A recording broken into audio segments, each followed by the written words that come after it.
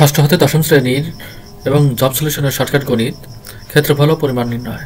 ১ নম্বর অঙ্কটি ৪০ মিটার দৈর্ঘ্য ৩০ মিটার প্রস্থ বিশিষ্ট একটি মাঠের ঠিক মাঝ দিয়ে আড়াআড়িভাবে ৩ মিটার চওড়া দুটি রাস্তা আছে। রাস্তা দুটি মোট ক্ষেত্রফল কত? আমরা সূত্রটি প্রয়োগ করব দৈর্ঘ্য প্লাস প্রস্থ গুণন চওড়া মাইনাস চওড়া স্কোয়ার। কোনো অঙ্কে যদি ভিতরের কথা উল্লেখ থাকে তাহলে মাইনাস ব্যবহার করা হবে এবং বাইরের কথা উল্লেখ থাকলে এই সূত্রে প্লাস ব্যবহার করা হবে। তাহলে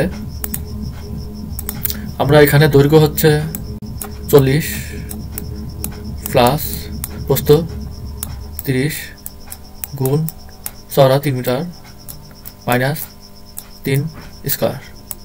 ৪০ আর ৩০ ৭০ গুণ 3 ৩ থেকে ৯ ৩৭০ ২১০ মাইনাস 9 ২১০ থেকে ৯ বাদ দিলে হয় ২০১।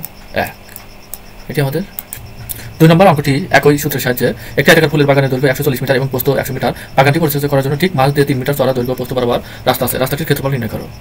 তো সেই ক্ষেত্রে আমরা এখানে দৈর্ঘ্য ১৪০ যোগ প্রস্থ ১০০ গুণ ৩ মিটার চওড়া বিয়োগ 3 স্কোয়ার।